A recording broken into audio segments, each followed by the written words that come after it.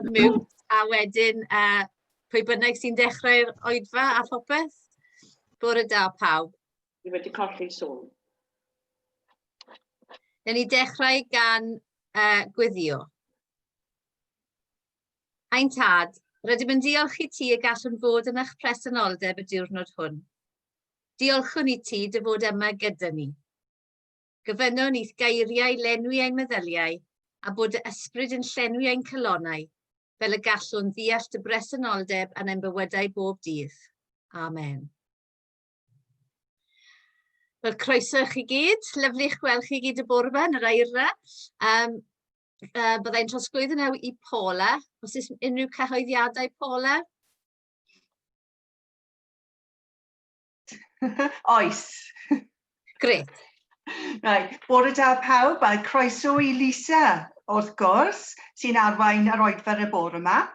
Wel, mae'r cyfarfod LG a fori am 4:05, a brecwast gweddi am 8:00 bore dydd Gwener. A'r wythnos nesaf, mae Rosa yn arwain yr oedfa am 8:09.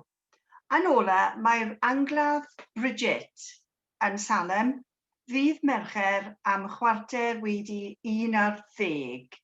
Okay. Diolch, Lisa. Diolch yn fawr, Paula. Wel, mae 2 ddarlleniad y bore yma, un o'r Hen Testament a un o'r Testament Newydd. Os ydych chi moyn dilyn, dwi'n darllen o'r Bible.net, ond croeso chi dilyn ym mha bynnag fformat chi moyn. Mae'r un gyntaf yn dod o Deuteronomium, pennill 11, adnoddau 8 i 21. So Deuteronomium, pennill 11, adnoddau 8 i 21. Felly gwrandewch yn ofalus ar y gorchymyn dwi'n ei roi i chwi heddiw. Wedyn, byddwch chi'n gallu mynd i mewn a chymryd y tir wnaeth yr arglwydd ei addo i'ch hynafiaid chi. Mae'n dir ffrwythlon, tir lle mae llaeth a mel yn llifo. Dydy ddim yr un fath â'r tir yn yr Aifft o'r lle daethoch chi. Yno, roeddech chi'n hau'r had ac yn gorfod gweithio'n galed i'w ddyfrio, fel gard lysiau. Na, mae'r wlad ych chi'n croesi afon Iorddonen i'w chymryd, yn wlad o fryniau a dyffrynoedd, a'r tir yn cael ei ddifrio gan y glaw, sy'n disgyn o'r awyr. Tir mae'r arglwydd eich Duw yn gofalu amdano, o ddechrau'r flwyddyn i'r diwedd.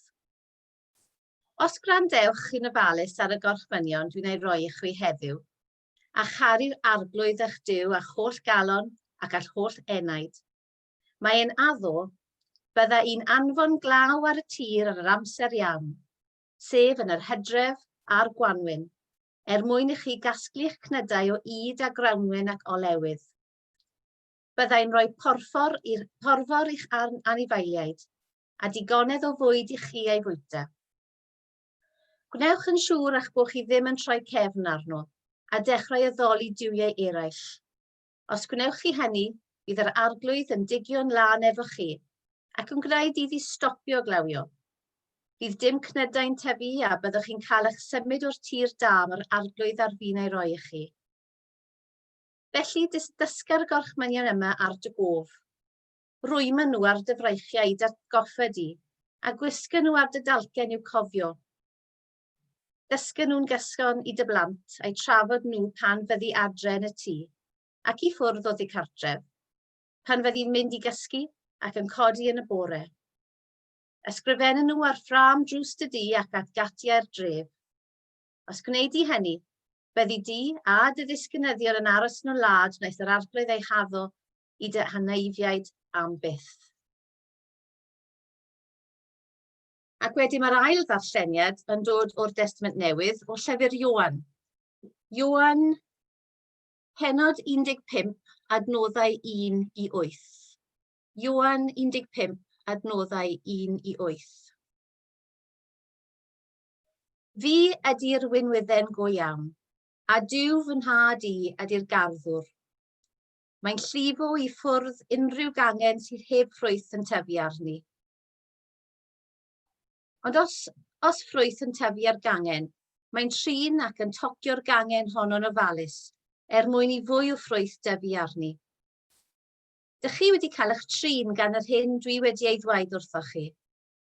Arhoswch yno fi, ac arosa i yno chi. Bydd ffrwyth ddim yn tyfu ar gangen, ond i bai ei bod hi'n dal ar y wynwydden. Alla'ch bywydau chi ddim fod yn ffrwythlon, ond i bai eich bod chi wedi cysylltu â mi. Fi ydy'r wynwydden, chi ydy'r canghennau.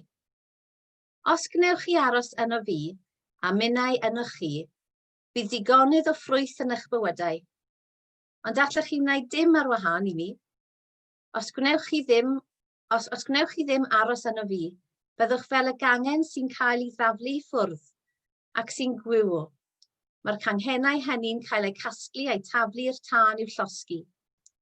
Os aroswch yno fi, a dal gafael yn beth ddwedais i, gofynnwch i Dduw am unrhyw beth, a byddwch yn ei gael.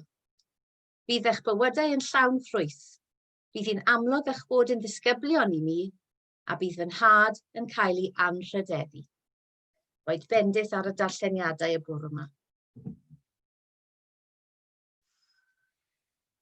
Byddem yn canu ein hemyn cyntaf nawr, please, Rosa, neu John, neu pwy bynnag sy'n gwneud, os gwelwch yn dda. Diolch.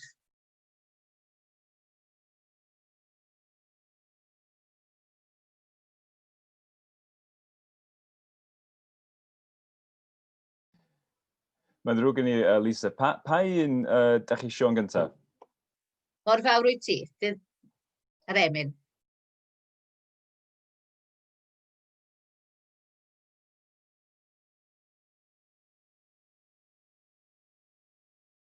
Technoleg yn gret pan yn gweithio.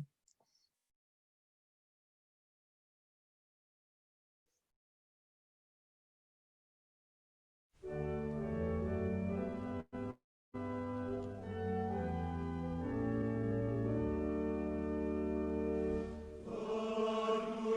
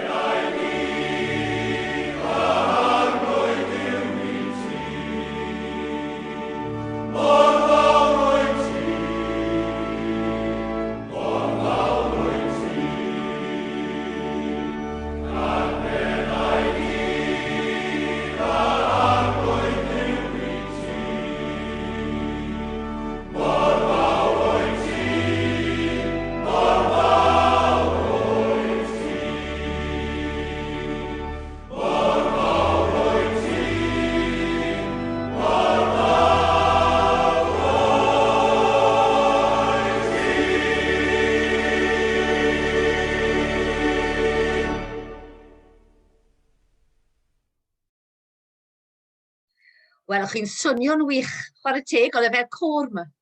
Lyflu. Newn ni troi at yr arglwydd mewn gweddi nawr, cydwyddiwn. Let us pray. Ar ddechrau blwyddyn newydd, yn ansicr o'r siwrnau o'r blaenau, helpu ni i ddweld di am y diw yr wyt, fel y bydd yn ein helpu a'n cefnogi gerdded llwybr ein bywyd, ac yn enwedig yn ystod unrhyw ddyddiau ac oriau anodd y byddwn ni'n ei profi. A gobeithio y bydd sicrwydd dy addewidion yn destun llawenydd a gobaith. Yng nghanol bywyd a'i dreialon, rydyn ni'n diolch i ti, Arglwydd, dy fod ti'n dduw tragwyddol, yn gymaint rhan o'n gorffennol ac yr wyt o'n presennol. Gallwn fod yn sicr mai ti yw gwir ffynhonell ein gobaith. Mewn gostyngaurrwydd, rydym yn ymddiried yno ti. Diolch i ti, Arglwydd, dy fod wedi sicrhau tystion ym mhob cenhedlaeth.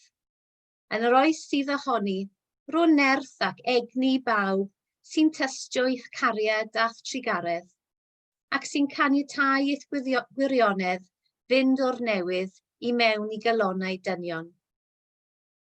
Lord of peace, be close to those suffering the effects of this pandemic and of all other kinds of sorrow at this time.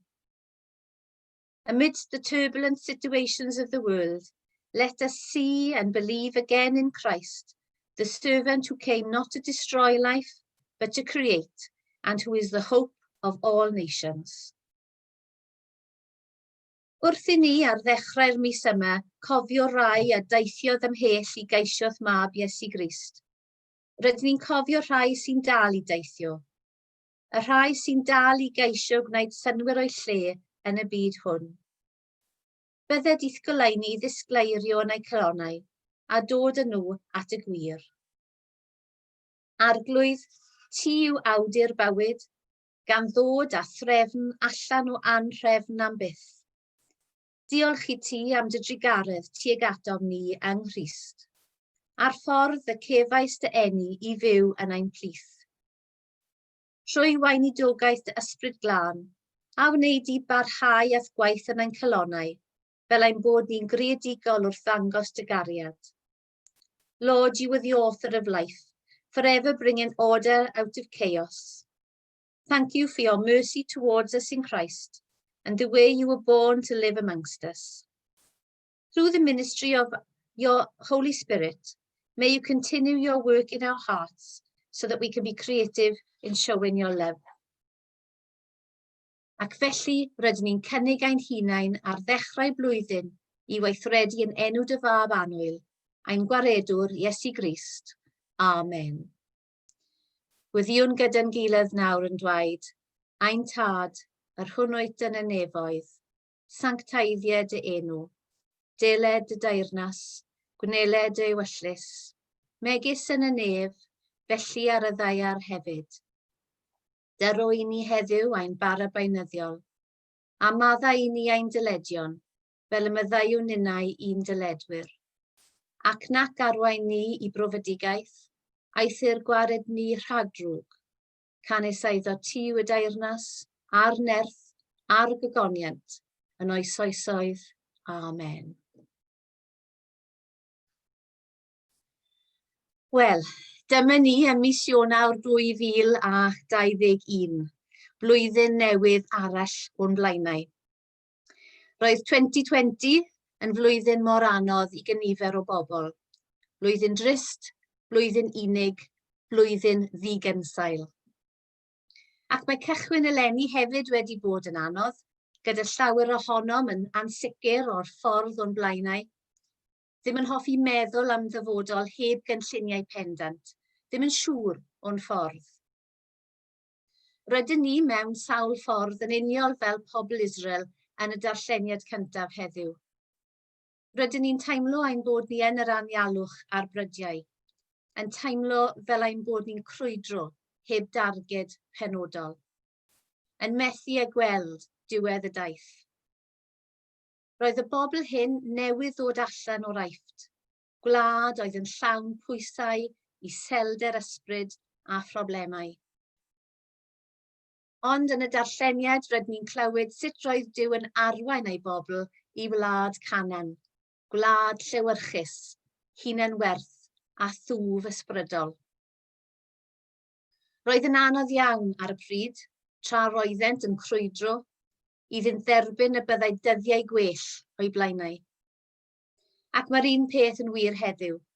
Weithiau mae'n anodd gweld y goleuni. Ond mae'n bwysig iawn ein bod ni'n dal yn dyn yn y goleuni hwnnw, yng ngoleuni gwybod bod Duw yn ein caru ni. It was very difficult at the time while they were wandering for them to accept that there would be better days ahead. And the same is true today. Sometimes it's difficult for us to see the light at the end of the tunnel. But it's very important that we hold tight in that light, the light of knowing that God is with us and that God loves us. Dywedodd Jeremiah, ond wedyn dwi'n cofio hyn, a dyma sy'n rhoi gobaith i ni. Mae cariad ffyddlon yr arglwydd yn ddiddiwedd, a'i garedigrwydd e'n para am byth. Mae'n dod yn newydd bob bore. Arglwydd rwy ti mor anhygoel o ffyddlon. Dim ond yr arglwydd sydd gen i, meddwn ni. Felly ynddo fe dwi'n gobeithio. Mae'r arglwydd yn dda i rhai sy'n ei drystio ac i bwy bynnag sy'n troi ato am help. Does dim rhaid i ni fecso am yr hyn sy'n gorwedd o'n blaenau, oherwydd ar unrhyw adeg, ar ddechrau flwyddyn, yng nghanol y dydd, yn y gaeaf gyda'r air y tu fas, nau'r haf. Ar unrhyw eiliad o'n bywydau, dyn ni'n gallu profi cariad Duw, a'i holl fendithion o gras, ffyddlondeb a gobaith. Pwy a wyr beth fydd ein ffordd o fyw eleni? Pwy a wyr i ba gyfeiriad bydd penderfyniadau ein llywodraeth yn ein harwain fel gwlad a fel cenedl? Ond rhaid cofio taw pan ofynnodd Thomas y cwestiwn pa fodd y gallwn wybod y ffordd? My fi yw y ffordd, oedd ateb Iesu Grist. My fi yw y ffordd a'r gwirionedd a'r bywyd. When Thomas asked the question, how can we know the way? Jesus replied, I am the way. I am the way and the truth and the life. Eleni, byddwn ni'n wynebu dringo sawl mynydd a theithio trwy gwahanol cymoedd. A bydd angen y ddau arnom. Bydd angen y nerth arnom sy'n dod o ddringo a goresgyn ein mynydd diweddaraf mwyn mynd trwy'r cwm nesaf. Oherwydd taw dim ond yn y cymoedd gallen ni fod yn ffrwythlon. Dyma lle y gallen ni fod ar ein gorau. Dyma lle ni'n gallu helpu eraill. Dywedodd Iesu, bydd eich bywydau yn llawn ffrwyth. Bydd hi'n amlwg eich bod yn ddisgyblion i mi, a bydd fy nhad yn cael ei anrhydeddu. Mae Duw eisiau i ni fod yn ffrwythlon yn ei wasanaethu eleni.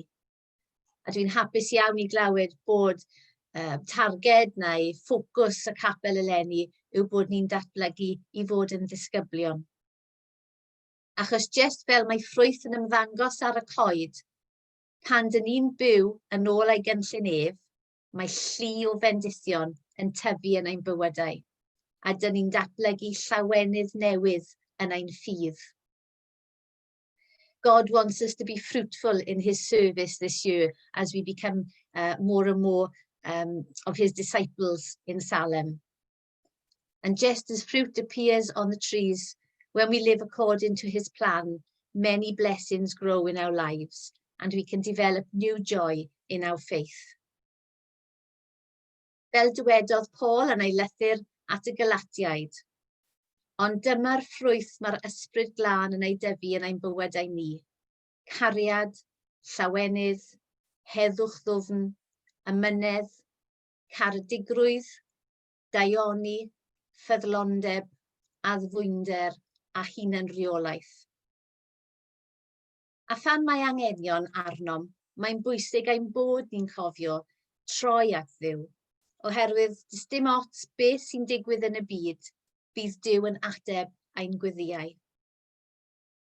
Bydd e'n defnyddio pob un ohonom mewn ffyrdd gwahanol, ac yn yr un modd bydd yn defnyddio pobl eraill i'n helpu, i'n bendithio.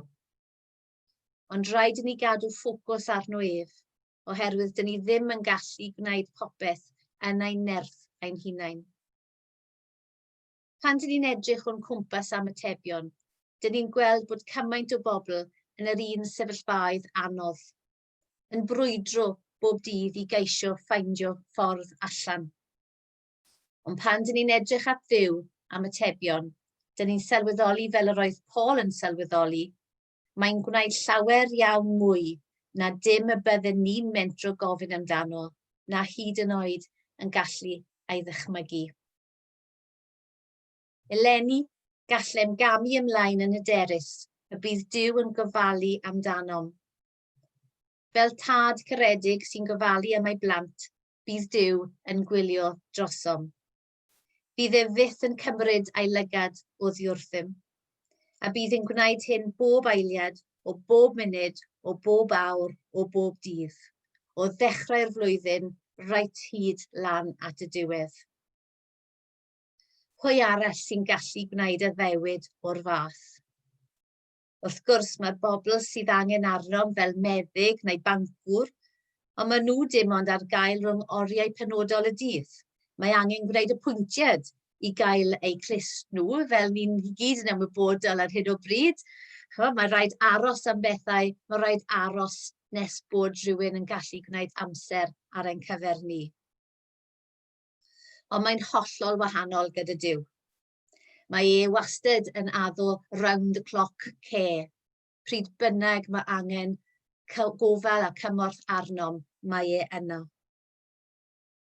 Weithiau mae pethau'n edrych yn anodd yn ein bywydau, bod pethau'n cwmpo i racs, ac mae'n anodd i weld Duw, neu i deimlo y bydd pethau'n gwella. Ond ar yr adegau hynny, dyna pryd mae angen i ni sylweddoli pa mor bwysig yw ein ffydd a bod rhaid i ni ymddiried yn ddiwedd. Dwi wedi bod yn ceisio rannu fy ffydd ers dechrau'r blwyddyn mwy a mwy. O'n i ddim yn gwneud New Year's Resolution eleni. Mae'r diet wedi mynd mas o'r ffenest hen ddigon sbel yn ôl. Gosh, chmod, os nag wy'n gallu fwyta, dim byd arall dy fi wneud, ond edrych ar y teledu. Fi'n box set out ar hyn o bryd, chmod. Felly, o'n i'n meddwl beth allai wneud eleni yn wahanol. Ac dwi wedi penderfynu ceisio lledu fy ffydd, to spread my faith mwy a mwy. Felly dwi wedi bod yn ceisio bod yn hollol agored gyda pobl, fy mod i'n Gristion a fy mod i yno i gefnogi nhw. A dwi wedi cael sawl peth ar WhatsApp a beth yw'r llall, Facebook, yn gofyn am gwyddiau, gan fod pobl nawr yn gwybod fy mod i yn barod i weddio drostyn nhw. A mae hwn wedi codi calon yn y lle cyntaf, ond hefyd yn wneud i fi sylweddoli pa mor bwysig yw ein bod ni'n rhannu'r goleuni yn y gymuned o misg ein ffrindiau, achos yn yr adeg yma, dwi'n siŵr fel fi eich bod chi gyd wedi dod i sylweddoli pwy yw eich ffrindiau go iawn. Pwy yw'r bobl sydd yno mwyn eich cefnogi chi, beth bynnag. Y bobl yna sy'n nocio ar y drws neu sy'n danfon neges, please let me know if there's anything I can do. Ac yn gwybod bysen nhw yn ei wneud os ych chi'n gofyn. Felly, nes i anfon neges mas i ffrindiau, ddim ffrindiau'r capel, achos fi'n gwybod ni gyd yn cefnogi yn gilydd, ond ffrindiau eraill yn dweud, if there's anything you'd like me to pray for, please let me know. A ces i 5 yn ôl. Dwi wedi cael 5 neges, a ni heb gorffen mis Ionawr eto. So, oedd hwnna wedi codi calon, a fi jyst yn gobeithio bydden nhw'n sylweddoli fy mod i yn gwyddio drostyn nhw, a bod nhw, fel fi'n trio droed wrth nhw, they're on top of my prayer list. Oedd Peter Ketzwast yn dweud hwn wrth y fi, you're on top of my prayer list, ac oedd hwn yn neud i fi deimlo'n arbennig iawn, yn special iawn, a fi'n siŵr, hyd yn oed, os nag yw pobl yn credu, os maen nhw'n credu digon i gofyn i fi, wedyn mae hwn yn ddigon i fi cael yr egni a'r ffydd i weddio drostyn nhw. Mae stori gen i fi, stori bach o The Word for Today. Fi'n hoffi Word for Today, fel chi'n gwybod. A wise pastor was asked by a troubled parishioner, "Pastor, does the world look like a wreck to you too?" He replied, "Yes, but like the wreck of a bursting seed. Without undergoing the wreck stage, during which its world literally falls apart, the acorn could never give life to an oak tree. So embrace God's will in this trial because it's good, acceptable and perfect, regardless of how it feels to you right now. So embrace God's will in this trial because it's good, acceptable and perfect, regardless of how it feels to you right now." Pan aethon ni i'r Amerig, right nôl ar y dechrau, aethon ni California, ac aethon ni weld the Great Redwoods, the Great Redwood trees. They are huge. You can drive a car through one of them where it's spread its roots. Ond roedden nhw'n esbonio i ni bod pob 5 mlynedd maen nhw'n gosod nhw ar dan, fel bod yr hadau yn cwmpo off y goed a bod y tân yn creu bywyd newydd. The fire will create new life. That something magnificent and huge and wonderful will come from what looks like destruction. Ac efallai dyna sut dwi'n meddwl o fy hunan ar ddechrau eleni. Mae'n teimlo fel bod dinistriad o'n gwmpas, ond eto dwi'n gorfod cadw yn fy ffydd a bydd rhywbeth rhyfeddol mawr, ysblenydd yn dod allan ohono fe.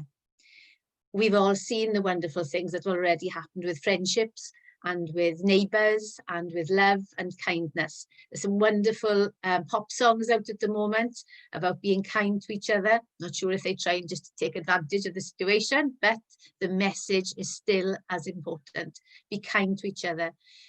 Be in that valley of strength and faithfulness because you need the strength from others to climb your next mountain. Ond os dyn ni'n cerdded gyda Duw, a'i anrhydeddu ym mhopeth dyn ni'n gwneud eleni, gall 2021 fod yn flwyddyn llawn bendithion i bob un ohonom. A hoffwn orffen trwy edrych ar eiriau emyn gan Ann Griffiths. Mai cwbl groes i natur yw fy llwybr yn y byd, a'i deithio naf a chynni'n dawel, yng ngwerthfawr wedd dy wyneb pryd. Wrth godi'r groes a'i chyfri'n goron, mewn gorthrymderau llawen fyw, ffordd yn union mor ddyrus i ddinas gyfaneddol yw. Ffordd na chenfydd llygad barcit, ai fod fel hanner dydd, ffordd ddisattar anweledig i bawb, ond perchnogion y ffydd. Ffordd i gyfiawnhau'r aniwiol, ffordd i gadw'r mairwn fyw, ffordd gyfreithlon i droseddwyr, i hedd a ffafor gyda Duw. I find it difficult to pray. So offering myself up to do prayers for others has been difficult. But I do find that the words of hymns bring me some sort of message that then I can transfer into prayers. And it's amazing, just as sometimes when you open the Bible and you find the right passage, so sometimes you open the hymn book and you find the right hymn, a chi'n gallu trosglwyddo fe wedyn mewn I gweddi. A nes I ffindo'r un yma ar y we fel oedd yn digwydd, o'n i'n edrych ac o'n i'n meddwl, mae'n cwbl groes I natur ar hyn o bryd, ond y llwybr yn y byd, yn dal yn yr un llwybr, dyn ni dal yn mynd i'r goleuni gyda'r gobaith a ffydd sy'n dod o'n cred mewn Iesu Grist. So, ein can olaf, fi'n gweld bod fi bach yn fyr, ond na fe, wedi dweud digon sydd gen i ddweud. Ein can olaf heddiw, falle bod ti'n gwybod e'n gallu ymuno mewn, ond dyw'r geiriau ddim lan ar y sgrin, sori. Ond mae'r recordiad yn y dyddiau cyn reolau Covid, pan roeddwn ni'n gallu cwrdd fel corau, ac roeddwn ni'n gallu canu gen yn gilydd. A mae'n recordiad o'n cor i, Simply Singers, a mae'n atgoffa ni bod Duw wastad gyda ni am pob peth, a bod ei lais ef yn ddigon i chwalu'r holl amhaion yn ein bywydau, achos mae yna amhaion wrth gwrs, ond rhaid cofio bod fe yn gallu chwalu nhw i gyd. Felly diolch John am yr ail yn please.